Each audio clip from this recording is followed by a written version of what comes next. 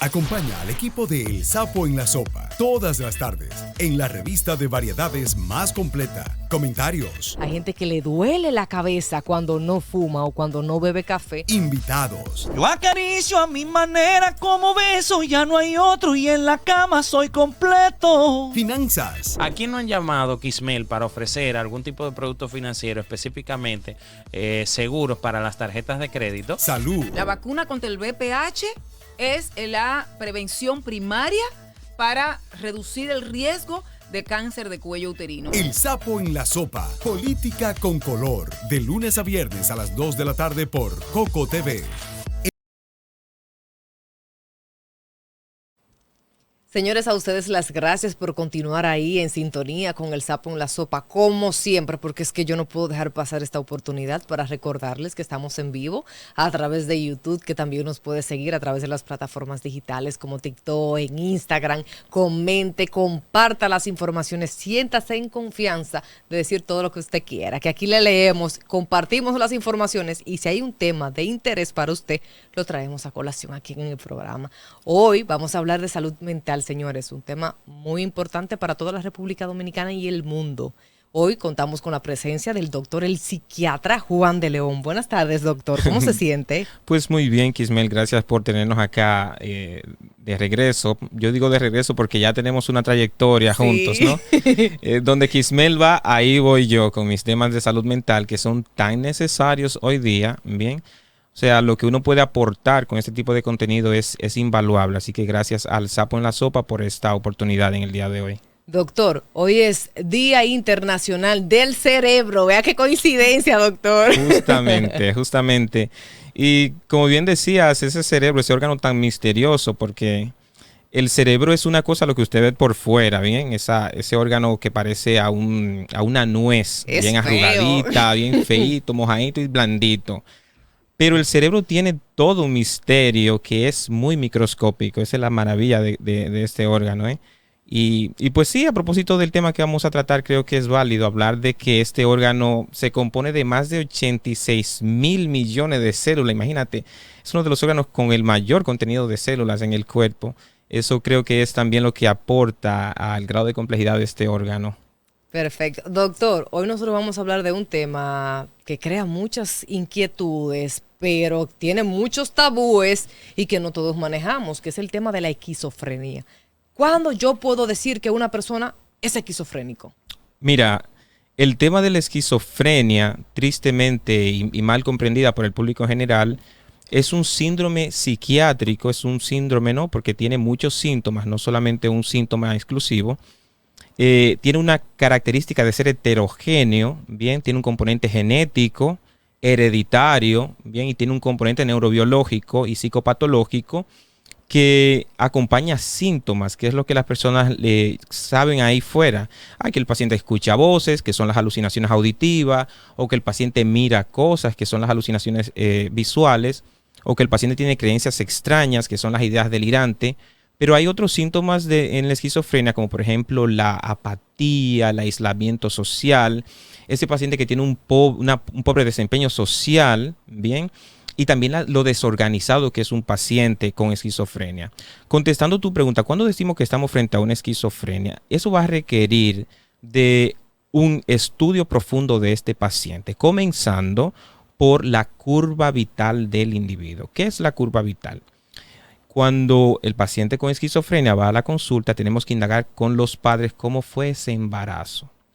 En el día de hoy, Kismel, vamos a ver que la esquizofrenia, y gracias a los estudios del cerebro, la esquizofrenia es una enfermedad que afecta la estructura evolutiva del cerebro. Bien, y ese paciente que nosotros vemos que es esquizofrénico de adolescente o de adulto, ya venía configurado a ser esquizofrénico desde el vientre de la madre. Doctor, ¿y cómo ustedes se dan cuenta que un paciente con esquizofrenia desde el embarazo tenía algunos factores? Eso es el punto principal de esta reunión en el día de hoy. Nosotros sabemos que el cerebro en la edad del embarazo se desarrolla en el primer trimestre del embarazo. Bien, una vez que ocurre la fecundación del óvulo en las primeras semanas, 2 a 3 semanas, es cuando el cerebro comienza ese apogeo, la formación de la placa neuronal, del tubo neuronal, de lo que será el sistema nervioso central que compone el cerebro, la médula espinal. Todas las complicaciones del embarazo que ocurran en esa etapa del primer trimestre, que son determinantes, pueden dejar secuelas a largo plazo, bien, en ese paciente que en un futuro puede desarrollar esquizofrenia. Nosotros hemos visto, por ejemplo, que en partos complicados, a la larga, bien, por ejemplo, ese niño que tuvo esa madre que tuvo trauma durante el embarazo o el niño que tuvo hipoxia al nacer. ¿Qué es hipoxia, doctor? La hipoxia es el niño que nace azul porque le faltó el oxígeno. Bien. Okay. Y eso puede deberse a múltiples causas. Un parto prolongado o que el niño haya tenido que se le haya enredado el cordón umbilical y haya tenido complicaciones. Bien. Estos periodos de hipoxia muy prolongados pueden comprometer la evolución de ese cerebro, bien, y dejar secuelas que se expresan a largo plazo como una esquizofrenia. Bien. Un dato interesante, por ejemplo, sobre la esquizofrenia en las mujeres embarazadas es que existe una mayor incidencia de esquizofrenia, fíjate bien, en niños que nacen en invierno y en primavera. Espérese. Hay mayor incidencia de pacientes con esquizofrenia, aquellos que nacen en verano, en invierno. ¿Por qué? En invierno y en primavera. Porque aunque las madres no se den cuenta, los procesos virales de la madre en ese momento crucial del embarazo, en el primer trimestre, pueden comprometer la arquitectura celular del cerebro, de las neuronas, ¿no? Y posteriormente expresarse como una esquizofrenia en la adolescencia o en la adultez. Bien. Es importante la curva vital, bien, el periodo del embarazo temprano de la madre cuando estamos frente a un paciente con esquizofrenia u otra psicosis. Bien. ¿Todo paciente con esquizofrenia tiene alucinaciones y escucha voces? ¿O pueden haber excepciones? Pueden haber excepciones. Esa es una muy buena pregunta. Cuando nosotros diagnosticamos un paciente con esquizofrenia en la consulta, el paciente, la esquizofrenia no es algo que comienza así, como mágicamente, comenzó la esquizofrenia. No. Es importante que usted que nos está viendo sepa lo siguiente. La esquizofrenia, bien, tiene estadios previo a su manifestación. ¿Qué son los estadios, los avisos, mejor dicho, bien, para que usted nos entienda mejor, los avisos que muchos padres y familiares pasan por alto? Comenzando la primera etapa de cualquier esquizofrenia es lo que se llama etapa de riesgo. ¿Qué es una etapa de riesgo? Una etapa de riesgo es una madre que sabe que su hijo durante las etapas del embarazo tuvo una complicación. Una madre, por ejemplo, que tuvo un accidente, bien, una madre que tuvo un proceso infeccioso en las primeras etapas del embarazo o una madre que tuvo complicaciones durante el parto. Eso ya hace que ese niño venga con factores de riesgo, bien, para la esquizofrenia. La segunda etapa de la esquizofrenia es algo que se llama pródromo. La palabra pródromo significa algo que viene antes de, o podemos decir también algo, síntomas antes del inicio de la esquizofrenia. ¿Cuáles síntomas caen dentro de ese pródromo? Tenemos un niño, bien, que ha tenido un desarrollo y que su conducta parece estar dentro de lo que es estadísticamente normal, bien, con ciertas oscilaciones. Pero a partir de cierta edad este niño comienza a aislarse, bien. Muchos padres cometen el error, que es muy común. No, mi hijo, lo que pasa es que él es tranquilo, bien. Claro, es que socialmente el tranquilo es el que le aplaudimos, ¿no? Mejor que sea tranquilo a que se mueva mucho. Sea revoltoso. A que sea revoltoso. Cuando nosotros sabemos que el niño revoltoso muchas veces es un niño que expresa un estado de bienestar y que es saludable. Contento, que ¿bien? corre, que brinca. Que pregunta mucho. Que pregunta, que es curioso. La curiosidad es una parte fundamental del desarrollo cerebral. Otros síntomas de ese pródromo son el bajo rendimiento escolar. Un niño que tarda en leer, que tarda en escribir, que tiene ese retraso en las adquisiciones, por ejemplo, del lenguaje, es un niño que ya tiene factor de riesgo. Y si estos síntomas se desarrollan en una etapa ya pasada la edad infantil, dígase 8 años, 10 años, esto cae dentro del pródromo. ¿Bien? Doctor, esos niños que por lo general tienen muchos miedos, bueno, ese niño que tiene miedo a la oscuridad, a los monstruos, a que hay algo en el closet, a que la puerta hace un sonido medio extraño, a que hay una sombra allí, como madre, me alerta. El miedo a la oscuridad es un miedo totalmente válido si se sabe entender la razón. Tú hablabas anteriormente de lo que es de la importancia de comunicarnos con nuestros hijos y de entender los miedos de los niños. Por ejemplo, algo bastante frecuente en la edad infantil es tener amigos imaginarios. Bien, hasta cierta edad esto puede ser un síntoma común, 5 o 6 años, pero un adolescente de 12 años con amigos imaginarios requiere de una evaluación mucho más profunda. Bien, y te vas a sorprender que hay padres, y esto se puede contar como un síntoma prodrómico. Bien, hay padres que racionalizan eso y dejan pasar ese síntoma por alto. Bien, un síntoma prodrómico a propósito del miedo, un adolescente con miedos inusuales. Bien, muchos de los pacientes con esquizofrenia, antes de que la esquizofrenia se desarrolle como tal, inician teniendo miedos inusuales. Es un niño, 8, 10 a 12 años, que tenía un desarrollo dentro de lo normal y que ahora tiene miedos inusuales, ¿bien? Como veía un adolescente en días pasados que tenía miedo a salir porque él escuchaba que un motor le decía, hey, ¿bien? Entonces, el adolescente comienza a tener estos cambios en el pensamiento, muchas veces sutiles, en el pródromo, que luego ya derivan en un estado delirante que ya sí es propio de la esquizofrenia. Entonces, es sano que un niño hable solo, que dure largas horas jugando y conversando solo. En la niñez es bien. En la niñez es válido hasta cierta edad, o sea, la actividad del niño en solitario, porque hay algo que se está desarrollando en el niño, que es la imaginería. La imaginería y el juego de roles, por ejemplo, que un niño interprete un carrito de policía como que es policía y tenga este drama. Esto es saludable, bien, hasta cierta edad. O sea que el tema de la esquizofrenia va mucho más allá porque impacta la calidad de vida y el funcionamiento social del individuo. ¿Podría llevar un estilo de vida sano, normal, una persona con esquizofrenia? Otra pregunta importante. Cuando nosotros hablamos de los estadios, bien, es importante que los padres identifiquen esto a tiempo porque mientras más rápida es la intervención en estas primeras etapas de riesgo y de pródromo, antes que se desarrolle la esquizofrenia, el pronóstico del paciente será mejor. Bien, ¿puede llevar un paciente esquizofrénico una vida altamente funcional? Probablemente no, pero sí funcional. Bien, ¿por qué? Porque la esquizofrenia es una configuración del cerebro que se mantiene a largo plazo, es crónica. Bien, de hecho la esquizofrenia hoy día se concibe como un trastorno del neurodesarrollo, que con el tratamiento oportuno podemos mantener bien en un nivel o contener la presencia de psicosis, que son las alucinaciones auditivas, las alucinaciones visuales, las ideas delirantes, la desorganización de la conducta y la desorganización del pensamiento, que son las que en última instancia son las que más impactan la calidad de vida del individuo.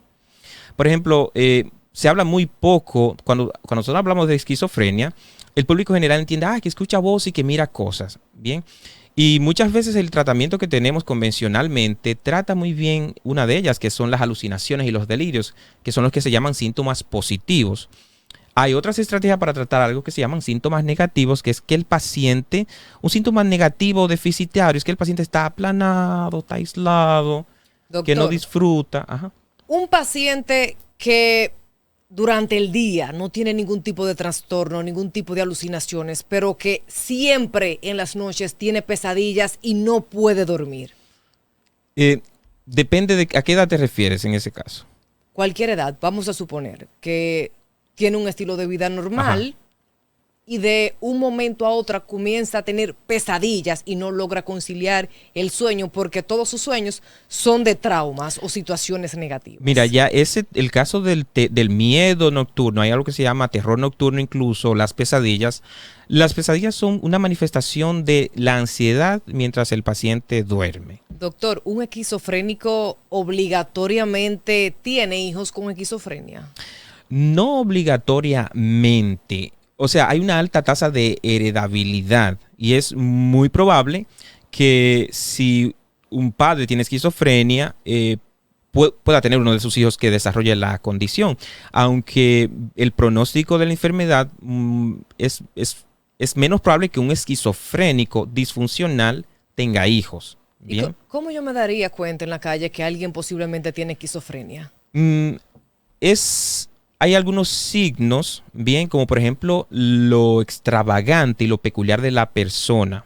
Es importante saber que, por ejemplo, hay muchas personas que no necesariamente son esquizofrénicos, pero comparten síntomas atenuados de algo que si le subimos la intensidad puede ser una esquizofrenia. Y son rasgos de personalidad esquizotípico y esquizoide. Hábleme eso ya, ¿no, doctor? Para yo poder entenderlo. Bien, o sea, todos tenemos rasgos de personalidad. La personalidad puede encajarse. Uno que yo vea en la calle, que yo diga... Por ejemplo, una personalidad esquizotípica. Es una persona muy extravagante, extraña, con unas ideas muy retorcidas. Por ejemplo, es una persona que puede, qué sé yo, andar con... Vamos a ilustrar así como que algo pintado de mi imaginación. Okay.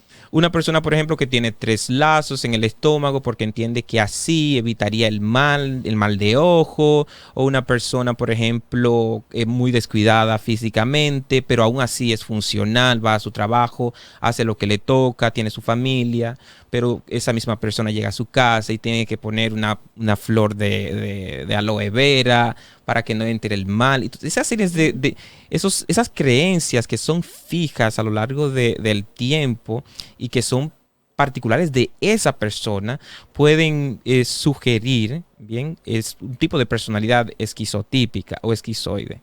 Es importante el análisis de la personalidad porque estas personalidades esquizoide y esquizotípica tienen más riesgo de desarrollar esquizofrenia. Doctor, yo crecí escuchando, fulano tiene cara de loco. ¿Existe la cara de loco? Quizás a lo que las personas se refieren es a algo que los pacientes esquizofrénicos tienen, que se llama afecto inapropiado. El afecto es la articulación de la musculatura facial ante cierta circunstancia. Un afecto alegre es pues la sonrisa, ¿no? Un afecto triste, un afecto exaltado, esto. Muchos pacientes con esquizofrenia, al estar viendo algo y escuchando cosas que ni usted ni yo podemos ver ni escuchar, tienen un rostro de perplejidad.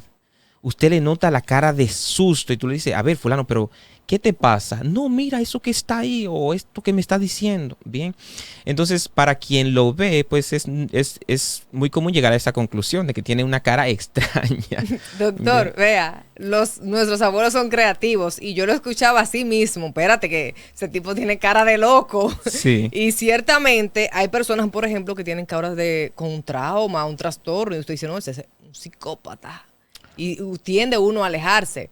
Doctor, partiendo de que la esquizofrenia es hereditaria, ¿podría en dado caso durar muchísimos años oculta y que luego a los 30, a los 40, yo nunca supe que tenía esquizofrenia y explotar esa bomba? Bien, estadísticamente la edad más vulnerable para desarrollar esquizofrenia es de 12 a 35 años. Esa pregunta es importante porque hay una variabilidad en el sexo. En los varones, la esquizofrenia suele debutar en la adolescencia, en promedio 20 a 24 años, y en la mujer se retrasa un poco más, aproximadamente 5 años más que en el varón. El inicio de la esquizofrenia en ambos sexos, en el varón más temprano, en la mujer más tardía, explica por qué la esquizofrenia le da peor a los varones. Es decir, al darle más tarde en su edad a la mujer, muchas veces con síntomas más leves y atenuados, la mujer con esquizofrenia muchas veces consigue mayores habilidades sociales y muchas de ellas pueden incluso terminar una carrera universitaria. Sí, de hecho vas a ver películas muy famosas como Una mente brillante, que hay pacientes con esquizofrenia que llegan a tener doctorados incluso. Pero es ¿por qué? Porque fueron personas intervenidas e identificadas en las fases tempranas de la enfermedad, a las que se le hizo el diagnóstico, a las que se trató y a las que se le hizo una intervención familiar. porque cuando nosotros diagnosticamos un paciente con esquizofrenia, también la familia necesita tener un asesoramiento. Un asesoramiento para evitar algo que Misael Hilario, que es un psicólogo con quien trabajo en UPSE, él me hacía la pregunta a propósito de tu invitación, el rol de uno psicoeducar a la familia para evitar algo que se llama overinvolvement. ¿Qué es eso, doctor? El overinvolvement es que cuando la familia ve que su adolescente que está malito, que está teniendo alucinaciones, delirio, que está desorganizado, la familia lo sobreprotege, ¿bien? Lo sobreprotege tanto al punto de que no le permite a ese adolescente, a pesar de ser esquizofrénico, es un adolescente que necesita tener intimidad. Es decir, necesita desarrollar una relación consigo mismo, con su cuerpo, que se da en el contexto de la privacidad. Entonces, los padres, no porque él está malito, él es enfermo, entonces están constantemente ahí. Y a la familia hay que decirle que esto le hace más daño que bien. Hay que darle su espacio. Hay que darle su espacio porque aunque tenga o haya sido diagnosticado con esquizofrenia, está tratado, esta persona necesita desarrollar habilidades sociales que son las que le va a permitir un buen pronóstico. De hecho, el propósito de uno tratar de identificar a un paciente con esquizofrenia, más que darle un tratamiento, es que este individuo desarrolle habilidades sociales, que se capacite para que pueda ser un ente funcional e independiente. La esquizofrenia no tiene por qué ser una condena que, como antes, como en los tiempos de los abuelos, confinaba a un paciente a un cepo, es decir, a un cuarto cerrado con una puerta y bajo llave.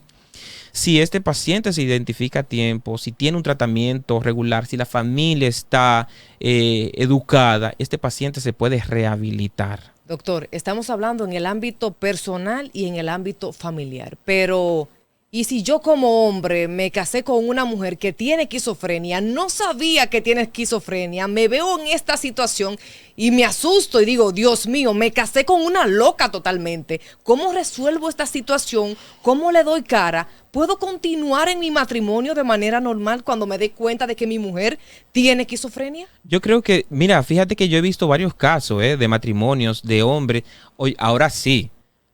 A los casos que he tenido son parejas que hay que darle el premio a esos esposos. Bien, como había dicho anteriormente, los síntomas en la esquizofrenia en la mujer suelen ser menores que en el hombre y suelen tener un inicio tardío. Por eso es que, a ver, esta mujer, doctor, yo me casé con ella, ya no era así, se ha ido deteriorando con el tiempo y ya tenemos hijos, entonces estos síntomas se vienen presentando. Con el tratamiento permite atenuar los síntomas a un punto de que puede seguir siendo esposa, ¿no? De vez en cuando teniendo cierta recurrencia de síntomas, pero sí se puede, sí se puede. El tema que preguntas también apela mucho a lo que implica ser un esposo, ¿bien? A ese estaremos juntos en las buenas, en las malas, en la salud y en la enfermedad. Pues aquí lo tiene, esposo, la esquizofrenia es una enfermedad. Bien. Porque sea retorcida, porque escuche voz, entonces voy a salir corriendo. Entonces, como que eso es lo que queda aquí. Esa pregunta también nos lleva a algo muy importante, que es una afirmación. Al paciente con esquizofrenia que tiene familia, le va mejor. El paciente esquizofrénico que tuvo la dicha de tener en las primeras etapas una familia, tener hijos, le va mucho mejor porque tiene quien lo cuide. Se trata de una enfermedad crónica que se desarrolla durante muchísimo tiempo, que requiere de un cuidado constante y un tratamiento muy costoso. Muy pocas personas no familiares están dispuestas a hacerse responsables de un particular con esquizofrenia. En Estados Unidos, por ejemplo, la mayoría de los pacientes homeless o sin hogar que uno ve, por ejemplo, en las calles, son esquizofrénicos. Bien, porque simplemente la familia se cansa y entiende que ese es lo mejor. Doctor, ¿obligatoriamente debe continuar de por vida tomando medicamentos ese paciente? En la mayoría de los casos, sí. Bien, sí. La esquizofrenia puede tener varios cursos. O tiene una remisión completa, bien. Esto muchas veces se logra cuando el paciente tiene apenas un episodio psicótico y es tratado adecuadamente. Pero si el paciente, luego de este primer cuadro psicótico, el paciente se enferma, se trata y va teniendo recaídas, lo más probable es que el paciente necesite, y es lo ideal, tener un tratamiento a largo plazo, como el paciente que sufre de la presión o de diabetes. Un paciente con presión y diabetes necesita un tratamiento para toda la vida. Así es, señores, el tema es muy interesante. Yo sé que ustedes todos que están ahí en casita han aprendido muchísimo. Hay que traer al doctor con más frecuencia para acá. Yo sé que sí, que a usted le gustó. Juan, ¿dónde usted se encuentra ubicado? Horario de consulta, las informaciones, las redes sociales y cuándo vuelve. Ah, claro, la invitación, como que yo tengo el sí ahí para Kismel y para ahora para el sapo en la sopa. Claro que sí, siempre que sea. No me diga que ya el tiempo pasó tan Sí, rápido. claro. ¡Wow!